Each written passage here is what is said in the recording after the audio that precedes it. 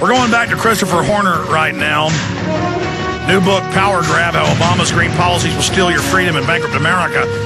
But Matt Ryan, for years, who's one of the TV/radio board ops and producers, he worked at Austin Energy. And, of course, he's talked about the meetings where they'd point out that the illegal aliens wouldn't pay their power bill. The city just said, let them have free power. I've talked to Austin cops. They're ordered to let them go, DWI. That's a separate issue, though. But I walked out during the break and I said, well, the city didn't ask us here at our business. They came and stuck the new smart thermostat on last year.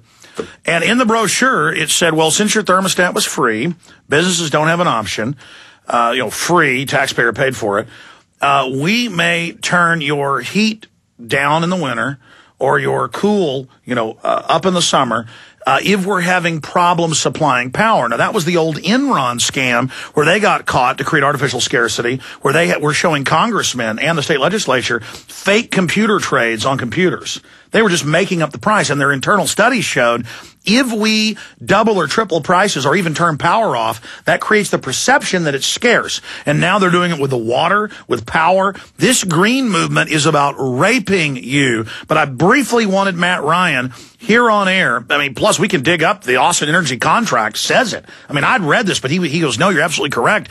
Austin already has this. They already control this building's thermostat.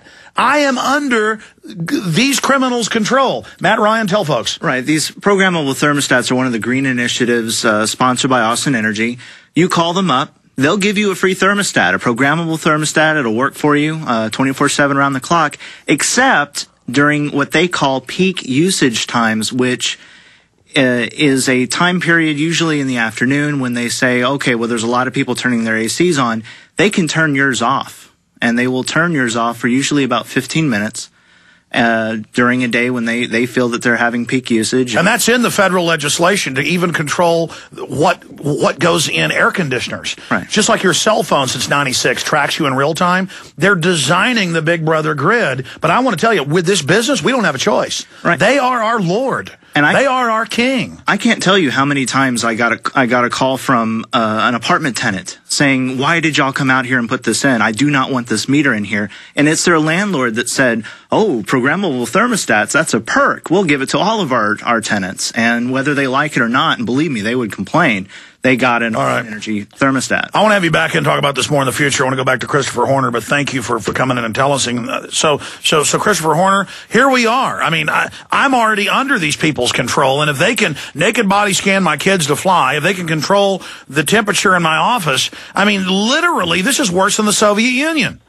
What they're talking about is squeezing you at both ends. They're trying to ration the physical supply, create physical scarcity where there should not be any. Remember, the United States sits on the world's largest energy reserves. We don't have physical scarcity that would lead to this sort of, in essence, micro brownout. But you're going to get to the larger point of brownouts because we're following the UK's path of saying no coal, no nuclear, we'll just build offshore wind farms someday, and then you're going to see them obsessing about the fact when they get the Olympics, they're actually not going to have the electricity. But what you've got here is Browner is saying things like, okay, this is not just the smart meter that will tell us when you're using your energy. What I guess this Kathy's always also invested in with this company Landis and Gear, a Swiss smart meter company, $500,000 worth of stock, and just wait till she succeeds in getting those mandated in one of the biggest markets in the world. They're talking about also getting to the point, like Matt was discussing, whereby they can say, I'm sorry, you've been running your dishwasher too often, wrong time of day, clothes washer, sorry. Carol Browner sold it in this interview to U.S. News as a savings to the consumer, and I just want your listeners to know they're saving a fortune in India right now, in Haiti, and all over the world by not using energy. But we live in the richest country in the world, sitting on top of the world's largest energy resources, but that means we have freedom, and they don't like it. Van Jones, the communist, self-avowed communist radical, he said, this is a quote, also in the book, among many others, the green economy will start off as a small subset, and we will push it and push it and push it until it becomes the engine for, wait for it, transforming the whole society. Yes, he said that. It always comes down to this is the vehicle for doing to this terribly flawed transgressor of America that they have to fundamentally transform. This is the vehicle. This is the excuse. Your freedoms are simply nothing you can be trusted with. And then meanwhile, Enron, and of course you briefly worked for them for about a month and you quit and exposed it all on record, and valiantly so. They wrote the cap and trade carbon tax fraud, literally Madoff level. Going back to California, they tried the same scam there, and in their memos it said, we turn their power off, then they perceive it's more valuable, they'll put up with a triple price increase. Ha, ha, ha, we're raping these schmucks. I mean, so you've got the big money, it's just not free market money, who wants this government monopoly. I think that's the key to defeat these little green devils, is to expose that they could care less about the environment. This is all a way just to run everybody's lives. Yeah, the temperature after cap and trade will be, according to everybody, whatever it would have been. So we know it's not about that. It's an excuse. And the point is, the president comes out there, and this is another quote. He said, some of America's biggest companies support this, by way of saying, so it must be a good idea. Of course, that's usually his position, right? No one's ever asked publicly, okay, but why? Why is GE, which has Enron's old windmills, which nobody wants unless you mandate and heavily subsidize them, why is the gas... Did you know the gas industry is actually running these ads calling for more windmills? Because more windmills simply mean more gas. You can't really dial a coal plant up and down to meet the schizophrenia of the wind, but you can more easily with gas. Oh, yeah, they know the wind doesn't work, doesn't transfer the power. They love it. Because exactly, the gas refining companies, they love it. They go, sure, idiots, get rid of coal. Shut down what produces 51% of our power. Shut down our competition. We love it. Well, you're right about creating artificial scarcity, and the seeming paradox of it, and business is pushing the idea of scarcity. But you also pointed out why businesses can benefit from scarcity. Now, what I did in the book is I pointed out this is by no means, and it's obviously the world's second oldest profession, but this also has a very long history in the U.S., and there are left-wingers who point out that the history of the progressive movement was the corporate tie-ups to keep competition out, to lock in a nice livelihood for themselves with their buddies in government. And this is absolutely reminiscent of that for reasons I go into.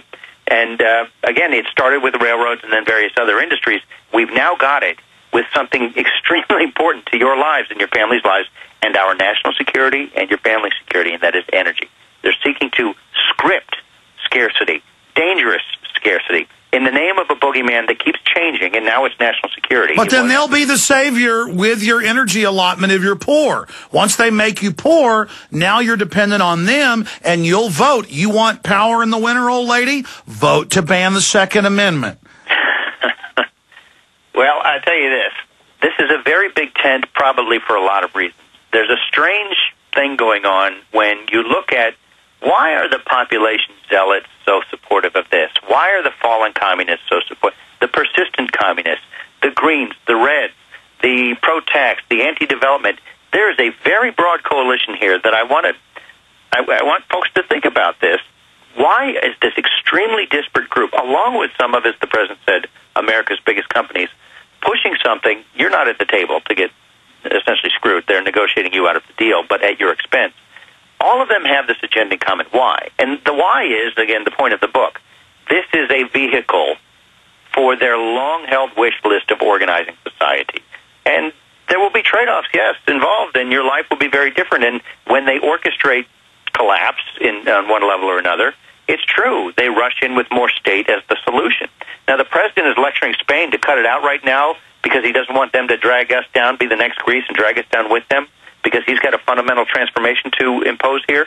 But last week in a Spanish newspaper, La Gaceta, there was a full-paged article, the headline of which was, quote, direct translation, Spain admits that green economy as sold to Obama is a disaster. Yeah, I saw that. So here's the deal.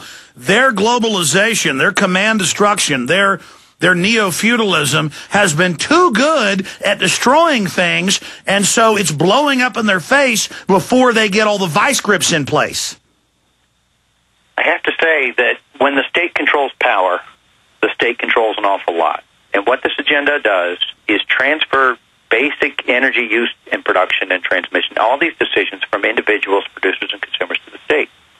And when you do that, you are giving up an awful lot of your liberties. Now, I married a European. She's from a country where they have a joke, at least they're still laughing for now, that it's a good thing we don't have all the cars we pay for. Where would we put them? What they mean by that in Denmark is through the special assessment and the VAT, they have doubled the price of cars there in order to force scarcity upon the public because it's a wealthy country and they would have all these cars. Oh, no. The statists didn't care for that. And so what they did is they, in effect, doubled the price of a vehicle to force the population out of automobility. Now, when you start letting go of automobility, pretty soon you'll find yourself letting go of control of very basic decisions like the temp, as you pointed out. Now, when you let go of things like this, please don't be surprised when you wake up one morning and there's an awful lot more that's just gone.